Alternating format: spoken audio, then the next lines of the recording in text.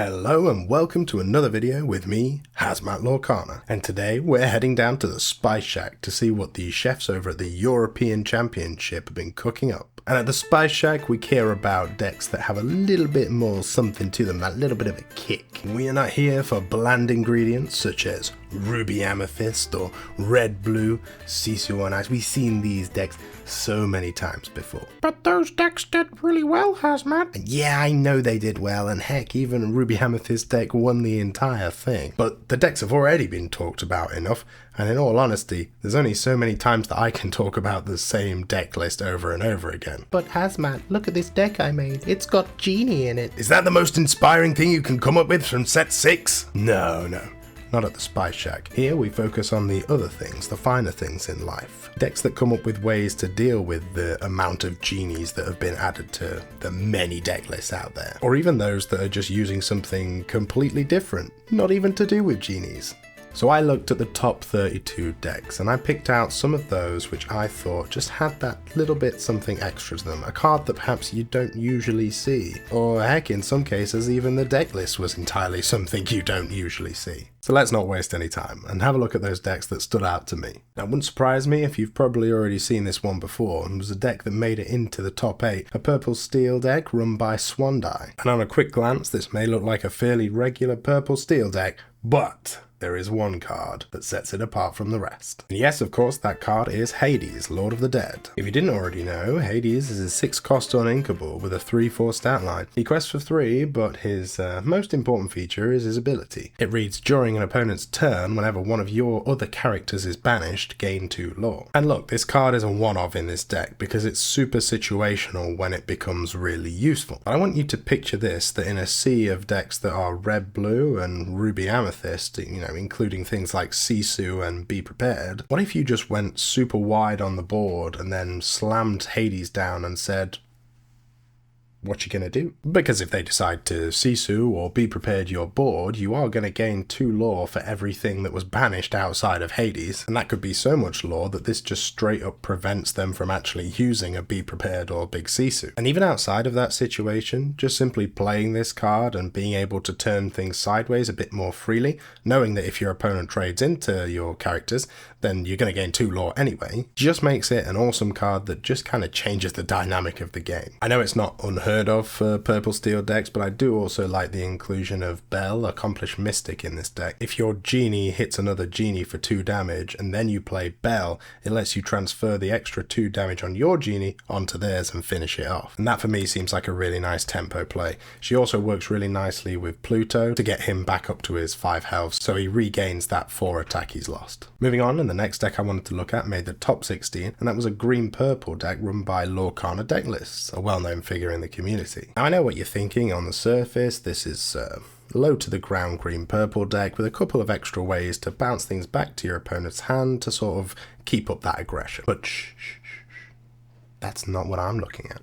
I'm looking at Karnage being included in this deck. You see, folks, my hatred for Genie burns even deeper than the hatred for Diablo. Please don't ban my precious bird. And I think Karnage being a 4/4 evasive that comes down the turn after Genie is just such a fantastic answer to him. I mean, heck, this swashbuckling fox can take out 2 Genies. And on top of that, he's just a character that quests for 2 lore and is evasive anyway. I think he's a card that if you played 4 of him, it would feel a little slow into a lot of decks. But as an answer to the ridiculous amount of Genies and as a 2-of tech card, I think he's pretty fantastic, and I was happy to see him getting such love on such a big stage. Moving on, and we're looking at Francis Gutierrez's blend of Steel Song. And you'll notice something a little bit different here. And that's right, 4 copies of Simba, Pride Protector. And not only that, but the full 4 copies of Lilo, Escape Artist as well. And I suppose the interaction between these two is quite cool. Lilo coming into the board exerted if she's brought back from the discard pile, but then Simba, Pride Protector being able to ready her at the end of the turn if he's exerted, meaning that she can't just be challenged and dealt with on repeat. Francis opted for the 1-drop Steel Simba, Future King, as the shift target for Simba Pride Protector. I kind of like this Simba, just because he offers a small amount of cycling through your deck, with his ability that when he's played, you can draw a card and then discard a card. The noticeable absentee from this deck is Ursula, Vanessa, who is fantastic into other Steel decks, so arguably the Steel matchup is slightly worse for this deck, but it actually looks like it'd do so much better into Red-Blue. I'm not saying by any stretch that it would be favoured into Red-Blue,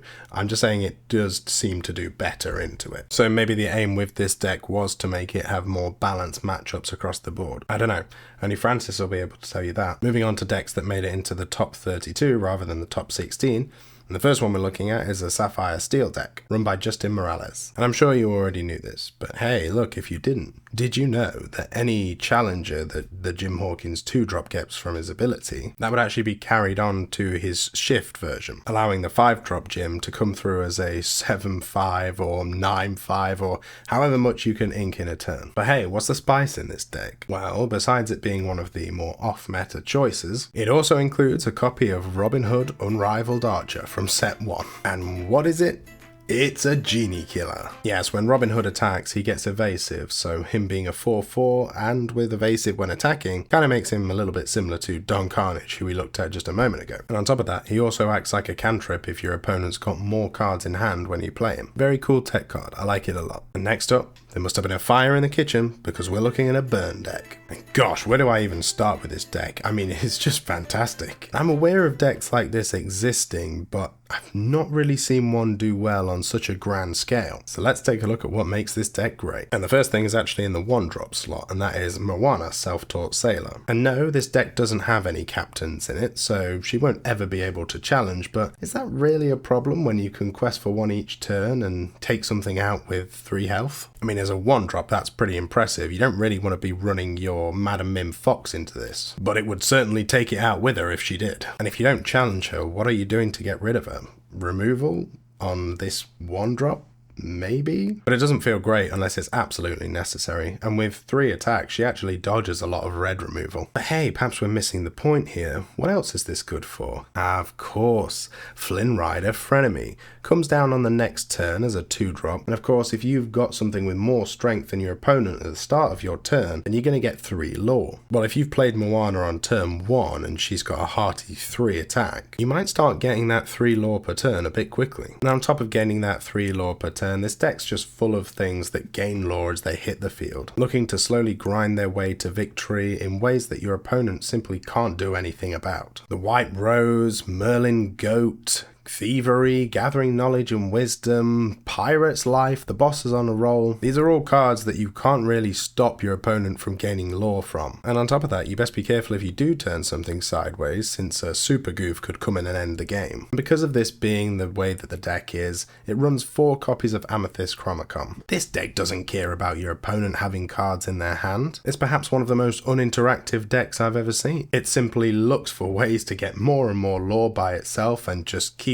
playing them, and it's on your opponent to try and stop you before you get carried away. And the last deck I wanted to talk about was actually another green-purple deck by Moosh, and this should be fairly quick because it's a fairly standard green-purple deck list, but only with perhaps the most bizarre red-blue tech that I've ever seen. Although actually it's just red in general, I suppose, but that is Prince Phillip Royal Explorer. Yeah, a 3/2 with Ward that quests for 2. So you can't ice block it, which means you can't big Sisu it, and you can't do anything else to it. You can't Medusa it, you can't brawl it. That's right, this thing only dies to be prepared. And I just think that's hilarious. It's such a strange card, you never see it. But what a fantastic addition to the deck from Moosh. I certainly enjoyed it, and so I thought I'd give it a shout out here. And that's it from me today, folks. I have spent my time in the Spice Kitchen, looked at the decks that made me go, mwah, that was very nice, and what you see here were the results of that. So anyway, I've been Hazmat Lorcana, you've been you guys, and I will see you in the next one. Bye for now.